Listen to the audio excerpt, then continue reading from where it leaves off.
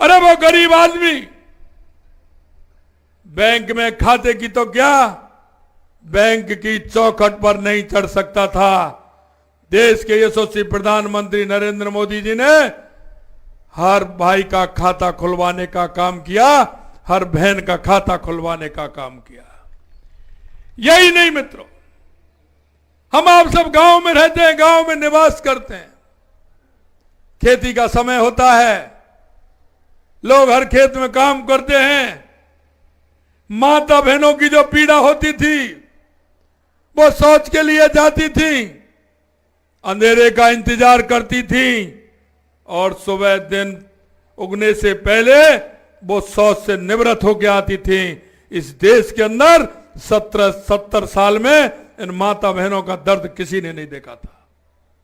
अगर ये दर्द देखा तो देश के यशस्वी प्रधानमंत्री नरेंद्र मोदी जी ने देखा और उन्होंने हर घर में शौचालय बनवा करके माता बहनों के साथ सम्मान देने का काम किया है।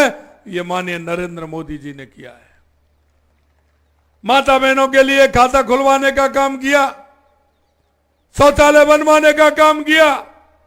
माता बहनें परेशान होती थी, जब बारिश होती थी ईंधन को सबसे सुरक्षित स्थान पर रखती थी कि ईंधन को कहां रखा जाए, और ईंधन जब जलाती थी तो फूंक देते देते हालत खराब हो जाती थी।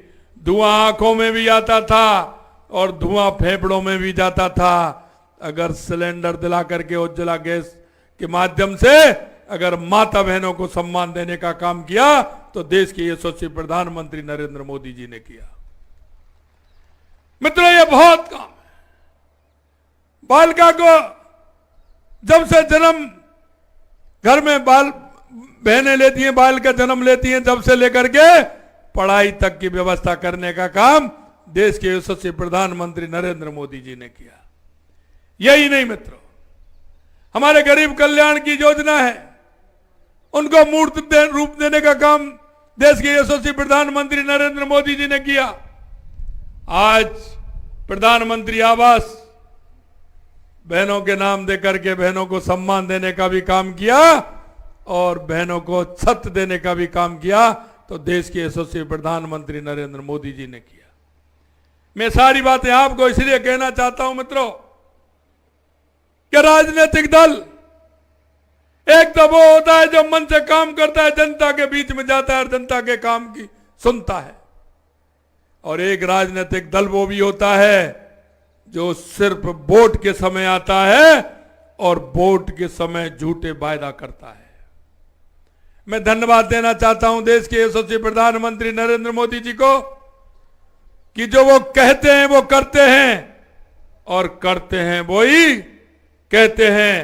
आपने देखा होगा, हमने एक एक जो चुनाव वायदा हमने किया है, एक एक वायदे को पूरा करने का काम हमारी केंद्र की सरकार भी करती है और हमारी राज्य की सरकार भी करती है।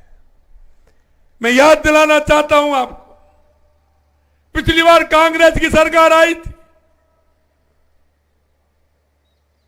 थी, उन्होंने आपके बीच में घोषणा पत्र भी रखा था और उस घोषणा पत्र में आपसे वायदा भी किया था, और वायदा उन्होंने नहीं, उनके युवराज ने किया था। मैंने सुना है आज वो धौलपुर में आने वाले हैं। मैं मित्रों आपसे निवेदन करना चाहता हूं, कहना चाहता हूं, सभी किसान भाइयों से मैं कहना चाहता हूं कि वो एक गिनती गिन करके कह के गए थे कि राजस्थान में 1 से 10 तक संख्या गिनूंगा, सारे किसानों का संपूर्ण कर्जा माफ हो जाएगा। मैं आपसे पूछना चाहता हूं किसान भाइयों, किसी का कर्जा माफ हुआ है क्या? अरे हुआ हो तो बताओ, किसी का कर्जा माफ हुआ है क्या? आप देखिए, मैं एक बात कहना चाहता हूं ऐसे राजनीतिक दलों को, ये 21वीं सदी है। यहां का युवा हो, किसान हो, हमारी बहनें हो, माताएं हो, आप जो वायदा करते हैं या तो उसको पूरा करिए, और नहीं ये जनता है आपको सबक सिखाने का काम करेगी। और मैं धन्यवाद देना चाहता हूं राजस्थान की जनता को कि उन्होंने सबक सिखाने का भी काम किया और बहुत बड़े बहुमत के साथ भारतीय जनता पार्टी की सरकार बनाने का काम किया। इसके लिए मैं आप सभी को बहुत बहुत धन्यवाद और साधुवाद देना चाहता हूं। यही नहीं मित्रों, उन्होंने युवाओं के साथ छलावा किया। युवाओं से कहा कि हम 3,500 रुपए पेंशन देंगे। उन्होंने किसानों के साथ छलावा किया। उन्होंने कहा कि बिजली के दाम हम नहीं बढ़ाएंगे, 3 बार बिजलियों के दाम बढ़ाए। महिला अत्याचार में तो देश में पहले नंबर राजस्थान आ गया। हमने आपसे वायदा किया है, हम भी आपके बीच में घोषणा पत्र लेकर के गए हैं। हमने हमारे घोषणा पत्र में लिखा था कि माननीय यशस्वी प्रधानमंत्री नरेंद्र मोदी जी 6,000 रुपए किसानों को सम्मान निधि देते हैं, हम उसको 12,000 रुपए करेंगे। ये हमने आपसे वायदा किया। और हमने प्रथम चरण में 6,000 से 2,000 बढ़ा करके पहली किस्त हमने 2,000 की बढ़ा करके 8,000 रुपया देने का हमने हमारा वायदा पूरा किया है कि हमने चरणबद्ध तरीके से 2,000 रुपए किसान सम्मान निधि में बढ़ाया है। यही नहीं मित्रों, हमने कहा गेहूं की फसल किसान की आएगी। क्यों, हम देखते थे कांग्रेस की सरकार अगर 10 रुपए 5 रुपए एमएसपी भी बढ़ाती थी तो वो जब बढ़ाती थी जब किसान की फसल बिक जाती थी। किसान की फसल आने में 8 महीने 10 महीने होते थे, पूरा किसान का गेहूं बिक जाता था, उसके बाद बढ़ाते थे। हमने सोचा मार्च का महीना है, किसान की फसल आने वाली है। हमने पहली कैबिनेट में 125 रुपए बढ़ाने का काम किया है। 2275 से हमने 2400 रुपए गेहूं की एमएसपी करने का काम किया है मित्रों। यही नहीं, हमने कहा था सामाजिक सुरक्षा पेंशन, वृद्धावस्था पेंशन, दिव्यांग पेंशन, जनप्रतिनिधियों का भत्ता, हमने कहा हम बढ़ाएंगे। हमने पहले ही बार उसको बढ़ा करके 1,000 से 1,150 रुपए करने का काम किया है। हम आपका एक एक वायदा पूरा करके जा रहे हैं। आपसे जो हमने वायदा किया, हमारी सरकार उसको पूरा करने का काम कर रही है।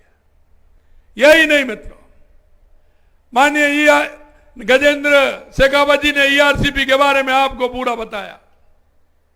अरे इन्होंने तो वो काम किया था, राजस्थान में इनकी सरकार थी, मध्य प्रदेश के अंदर इनकी सरकार थी, छत्तीसगढ़ के अंदर इनकी सरकार थी, लेकिन उन्होंने उस सरकार का फायदा कैसे उठाया वो मैं आपको बताना चाहता हूं।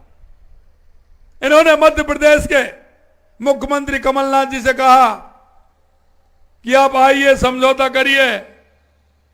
ये उनके बाद इन्होंने कहा, उन्होंने उल्टी चिट्ठी लिख दी राज्य सरकार को और केंद्र सरकार को कि हम किसी भी कीमत पर राजस्थान में ईआरसीपी लागू नहीं होने देंगे। ईआरसीपी के लिए हम तैयार नहीं हैं, हम किसी तरह का कोई समझौता नहीं करेंगे। और यहां तो नहीं, कोर्ट में और पहुंचने का काम किया, वो कोर्ट में पहुंच गए। हमने कहा भैया ये कैसे हो रहा है, आपकी सरकार मध्य प्रदेश में भी है, राजस्थान में करी है, लेकिन नहीं किया। छत्तीसगढ़ से कोयला आता है, कोयला में 90 बिजली में 90,000 करोड़ रुपए का घाटा दिया है। कोयला छत्तीसगढ़ से आता था, लेकिन समझौता कर लिया क्योंकि छत्तीसगढ़ में भी इनकी सरकार थी। वहां से साइड जो आती है वो दूसरी साइड बना दी इन्होंने, कोयला आना बंद हो गया और कोयला हमने 40% महंगा लेकर के कोयला लेने का काम इन्होंने किया, क्योंकि उनमें कुछ ना कुछ घोटाला था, इसलिए वो काम भी इन्होंने किया। अरे सरकार हो तो ऐसी हो, अगर भाई हो तो ऐसा हो। जब भाजपा की सरकार हमारी यहाँ है और भाजपा की मध्य प्रदेश में, भाजपा की छत्तीसगढ़ में है, भाजपा की हरियाणा में, हमने हमारे मुख्यमंत्री जी से कहा कि आइए भाई जी, हमारे 13 जिलों में पानी की दिक्कत है, परेशानी है, हमारी ये योजना है, आपकी भी योजना है, आप अपने 13 जिलों में भी लगाइए और हमारे 13 जिलों में भी दे दीजिए, समझौता करना है। अरे भाई हो तो ऐसा हो, उन्होंने कहा भाई जी आ रहे हैं। हमने कहा दिल्ली आ जाइए। बोले दिल्ली नहीं, मैं जयपुर आऊंगा, आपको साथ लेकर चलूंगा और दिल्ली में जाकर के फिर दोनों भाई समझौता करेंगे। अगर भाई होता है तो इस तरह का होता है, इस तरह का भाव रखता है। और भाई मोहन जी हमारे, धन्यवाद देना चाहता हूं मध्य प्रदेश के मुख्यमंत्री मोहन जी को कि वो आए और जयपुर से साथ लेकर के गए और दिल्ली में समझौता हुआ और गजेंद्र जी ने मिठाई खिलाने का काम किया। ये होता है भारतीय जनता पार्टी की सरकार। हमने विष्णु देव जी से कहा कि भाई जी आपके यहां से हमारे यहां कोयला आता है,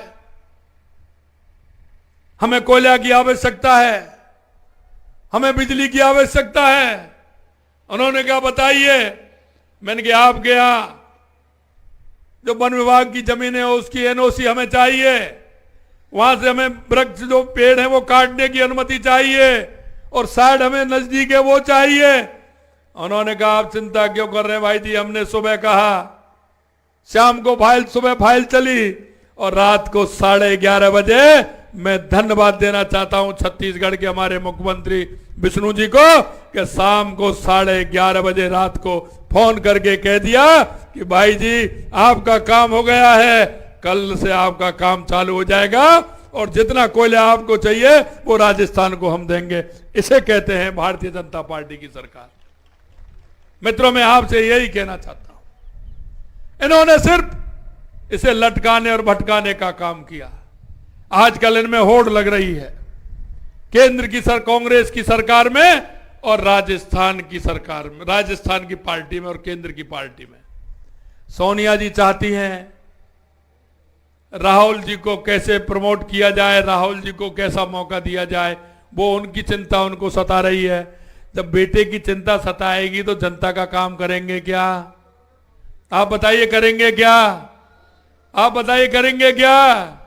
सोनिया जी को राहुल जी की चिंता और अशोक गहलोत जी को वैभव जी की चिंता। वो उनकी चिंता, बेटे की चिंता यहां कर रहे हैं, वो बेटे की चिंता वहां कर रही है, बेटों के चक्करों में चल रहे हैं। मैं आपसे कहना चाहता हूं मित्रों, अगर राजनीतिक दल हो भारतीय जनता पार्टी जैसा हो, हमारा नेतृत्व, इनका तो पता है, आगे आने वाले अध्यक्ष का भी पता है इनका कौन बनने वाला है। ये तो पता नहीं कैसे प्रेशर बढ़ा दे उनको बना दिया और नहीं आप सब जानते हैं कौन बनता है, ये किसको प्रमोट करते हैं। ये परिवारवाद कांग्रेस को खा करके रहेगा, ये परिवारवाद। मैं आपसे कहना चाहता हूं क्योंकि ये परिवार की चिंता करते हैं और कांग्रेस सिर्फ एक परिवार की चिंता करती है। अरे हम जनता के बीच में जाते हैं, जनता की हम सुनते हैं, हमारा एक एक कार्यकर्ता बूथ से लेकर के, मंडल से लेकर से, जिले से लेकर के, प्रदेश से लेकर के राष्ट्रीय लेवल तक हमारा कार्यकर्ता जनता के बीच में काम करता है, जनता के बीच में जाता है। हम जनता की सुनने वाले लोग हैं, हम जनता की चिंता करते हैं, जनता की फिक्र करते हैं। लोग हमको इसलिए प्यार करते हैं। हम ऐसे नहीं हैं, हम कहते हैं कि हम 24 घंटा जनता के बीच में रहते हैं, 365 दिन जनता के बीच में काम करते हैं मित्रों। और मैं आपको यही विश्वास दिलाने के लिए आपके बीच में आया हूं कि भारतीय जनता पार्टी का एक एक कार्यकर्ता, एक एक जनप्रतिनिधि आपके बीच में रहता है।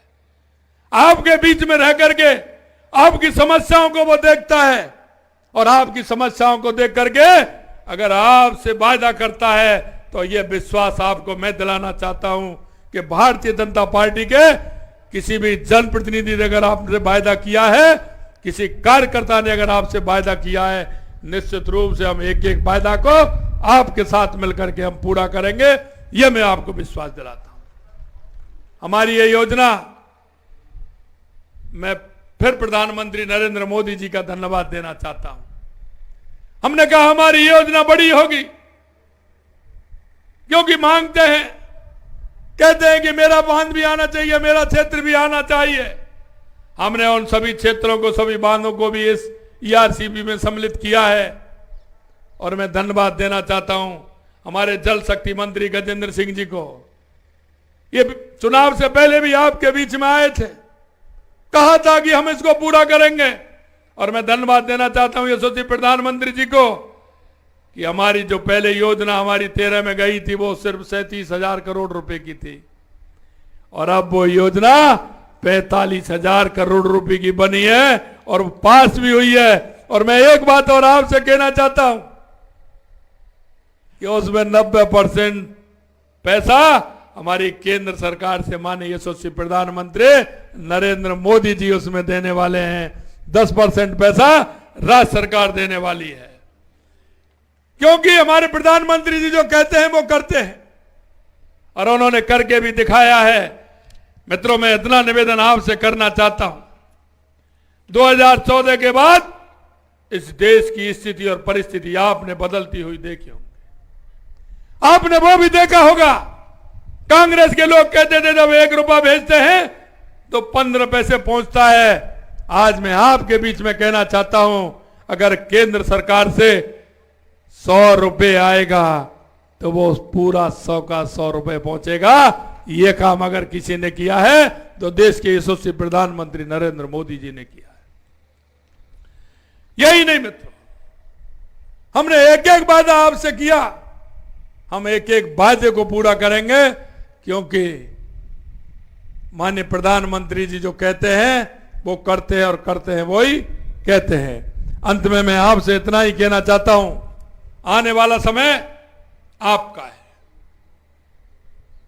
आपका इसलिए है कि आप जनता के बीच में जाएंगे, जनता से कहेंगे कि 2014 के बाद इस देश के अंदर एक भी घोटाला नहीं हुआ। और 2014 के पहले अखबारों को आप पढ़ लेना। वो मैं इसलिए कह रहा हूं कि 2004 से लेकर के 14 तक जो हमारे साथी थे, कोई 8 साल की उम्र थी, कोई 10 साल की उम्र थी, वो आज 20 और 22 साल का हो गया। उसको पता नहीं है कि 2004 से 14 तक क्या हुआ था। मैं आपसे यही कहना चाहता हूं, आए दिन जिस तरह की घटना होती थी, आए दिन आतंकवाद की घटनाएं, आए दिन भ्रष्टाचार की घटनाएं होती थी, देश के यशस्वी प्रधानमंत्री नरेंद्र मोदी जी ने करके दिखा दिया। किसी भी आतंकी की हिम्मत नहीं है कि वो देश में आकर के किसी घटना को अंजाम दे दे। अगर उन्होंने देने का काम किया तो दुनिया में 3रे नंबर का देश भारत बना, कि जो घर में घुस के भी मारा, घर में बदला भी लिया, उसको सबक सिखाने का काम किया तो देश के यशस्वी प्रधानमंत्री नरेंद्र मोदी जी के नेतृत्व में किया। इसलिए मैं आपसे इतना ही कहना चाहता हूं मित्रों कि आने वाले चुनाव में लगातार हमने राजस्थान में 2014 में 25 सीट दी, 25 में से 19 में भी 25 में से 25 दी और अब की बार भी 25 में से 25 सीट देने का काम हम सभी को आपको मिलकर के करना है। और पिछली बार दी 25 दी, उसके बाद भी 25 दी, लेकिन अब की बार मैं आपसे यही निवेदन करना चाहता हूं, हमारे किसी भी बूथ पर हम कहीं भी एक भी बूथ ऐसा नहीं हो जिसमें हम जीते नहीं। हर बूथ को हमें जीतना है।